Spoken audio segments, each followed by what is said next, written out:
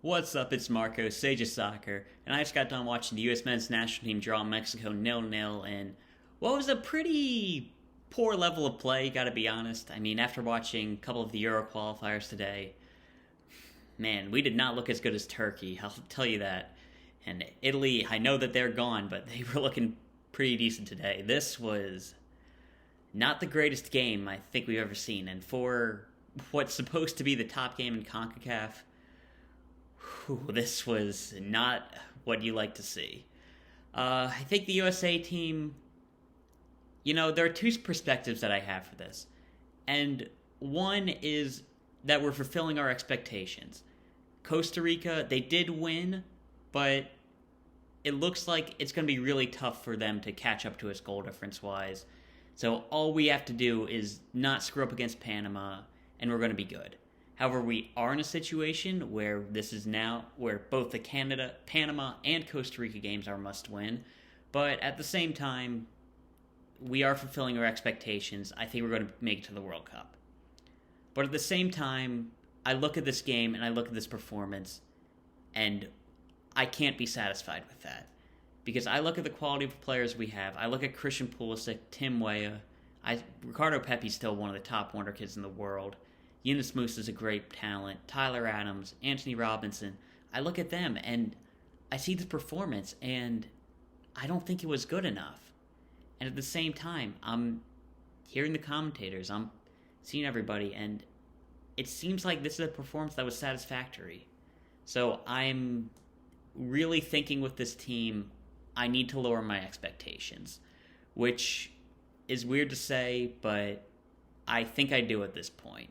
Because I'm looking around the squad, and those young players I mentioned, Christian Pulisic, he's too inconsistent at this point. He'll go through pretty long spells of not performing well, followed by some good spurts, and maybe his club situation could be better, but at the same time, good players show out even when they're played out of position. And Pulisic hasn't done that yet. And at this point, he needs to start performing. Tyler Adams, I was once really high on him, but on the ball, I don't think he's ever going to be a top European player. He'll still be a starter for us, and he's a very good technical player by our standards, but at least once a game, he has a really bad giveaway that leads to an opposition chance, and he's not connecting the play as much as I thought he could. And at this point, my only conclusion is I might have rated this guy too highly. Then I go through the rest of the team. Yunus Musa, he looks really good, but he's still clearly young. And honestly, there's a reason why he was playing with the England, U21 team. And then I'm not even sure if it was U21. And then he walks into our starting lineup. It's kind of like when I talk about George Bello. It's I see the potential, but he's clearly a young player and probably shouldn't be on the field. Yunus Musa, he should be on the field talent-wise, but if we're going to be a good team, dude, we can't rely on teenagers. It is what it is. And then we look at our veterans, and Kellen Acosta probably had a better performance than I expected. His deliveries weren't that good, but he was given some time, and he was able to make chances. And that's good by his standards. If this was another player, if this was Weston McKennie, it would have been a trash game, but maybe my expectations are too high for this team. Then I look at our defense, and I hope you guys know what I'm saying when I talk about the defense. It's 2006 good. And what I mean by that is we're solid enough defensively, we can keep clean sheets, but that's it. We're not good enough going forward. Walker Zimmerman, at least once a game, he will give the ball away, and it will be a goal-scoring chance for the opposition. And, hey, I think that, what did he say earlier this week? He doesn't care what some fan says. They're getting results. I mean, maybe my expectations are too high for this team. I will keep saying it, but I expect to be better. And this isn't just we should put John Brooks in. Well, he would be better. He would be an upgrade in just about every way. But at the same time, John Brooks is only in this USA system because he couldn't make the Germany team. It is what it is. Miles, I really like him, but I think the hype was a little bit too high, and it's pretty clear that he's a very limited player, and I'm starting to believe Carlos Bocanegra when he says there's no European offers for him. And DeAndre Yedlin, like, listen, like, with Walker and Miles, it's just, I don't think they're good enough to carry us to a World Cup knockout round. With DeAndre, we shouldn't rely on him anymore. Like, it was nice to see him back in the team. I was a huge fan of him in 2014, but he did not develop at all. And honestly, he should be a warning sign to all the young players we have in Europe to make sure we can get the best out of our talents, because he's the opposite of a success story. And yeah, I mean, that's just about it with the team. I mean, we have no top quality strikers. I really like Ricardo Pepi's potential. He's 18, 19. He's not somebody we can rely on. P-Fuck, I mean, he's good. I advocate for him starting, but he's in the Swiss League for a reason. And Jesus Ferreira, he's a good 10. He's not a 9. And with this team, like, I look at a squad like Liverpool, and I understand the benefits of having, like, a false 9, a striker who's really creative like Roberto Firmino. But the thing is, we don't have Mane and Salah. Pulisic, I like him. Tim Weah, he's been really good. Like, he's somebody who we can rely on. But he is not Mohamed Salah. And when we don't have guys like that, we need a striker who can put the ball in the back of the net. And we don't have it. And then, just with our system, like, I'm not going to criticize Greg too much. I don't think he's not somebody who won the national team. I have made that very clear. But that's because he doesn't get the best out of our team. He doesn't get the best out of our team, but at the same time, he doesn't make this team just so much worse. Like, he's not holding us back. It's just he's not bringing us to another level. And I think we can get somebody who can bring us to a higher level. But at the same time, like, Berhalter's not making us worse. Berhalter's not making us miss wide open chances. Like, at some point, we have to look at these players and hold them accountable and start having standards for this squad, because we've been giving these guys a pass for a very long time. And I understand that because they're young players. But at the same time, like, you gotta be better. Like, at some point, you just gotta be better.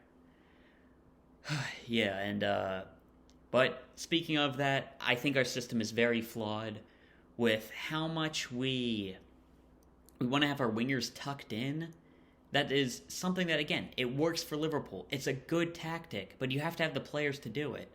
And in order to have that, Liverpool, they've got Trent Alexander-Arnold and Andy Robertson. We've got Jedi Robinson. He's inconsistent. I thought he was pretty solid today, but just about every time I feel like he does good, I see everybody else and they say he was terrible, so can't say for sure about that. But I thought he was pretty good today, but he wasn't making anything really happen. DeAndre Yedlin, he's... like, it is what it is at this point. He's a good athlete, but he's not skilled enough for this level, and it sucks that Reggie Cannon got hurt. I really would have liked to see him. I feel like he's somebody we underrate. But at the same time, like, this team isn't good enough for the system that we want to run. And at that point, we have to have a manager recognize we need to change something. And Berhalter's not going to do that, and that's the reason why I want him out. But again, he's not making DeAndre Yedlin have a 50-foot first touch. Like, we have to hold our players accountable. We have to start having standards for this team.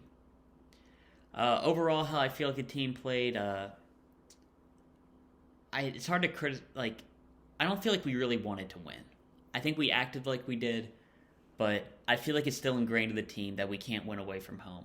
And that's very concerning.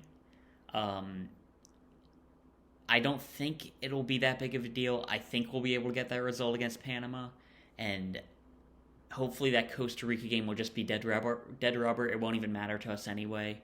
But it's concerning because we're not going to be playing the World Cup games at home, and I don't expect us to bring the biggest traveling fan base to Qatar.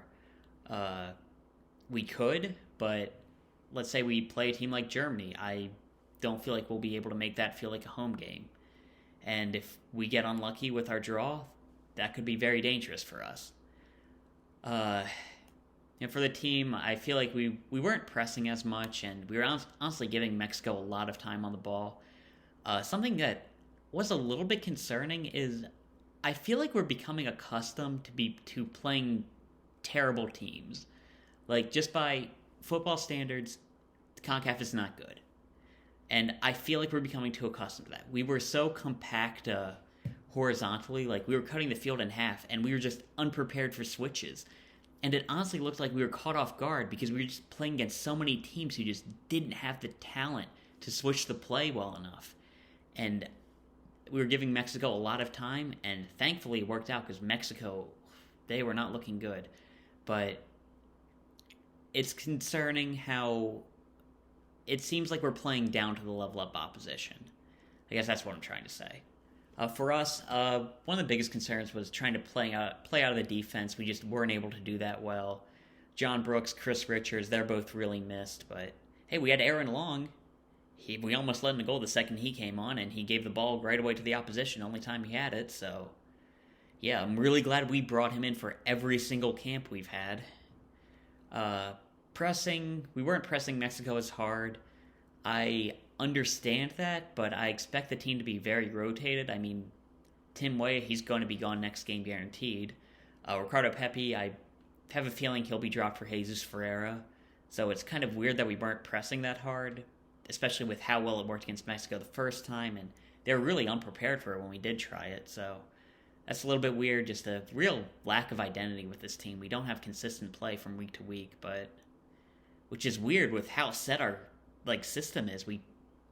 It's like we play the same, but we play differently with every game, and it doesn't even depend on the opposition.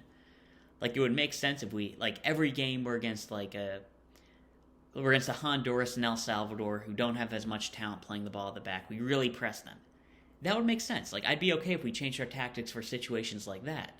But it seems like it's just random whether we press or not. I don't know. Overall, pretty disappointing game for me personally, but maybe it was a good game for the team, and my expectations are just too high for us. I don't know. I'm going to have to think about that, and overall, I'm less optimistic heading into the World Cup. But yeah, that's all we have to talk about. It's good that we're going to be getting to the World Cup, hopefully. Just need one more result to go our way. It looks like it's going to happen, and yeah, that's all I've talked about. See ya.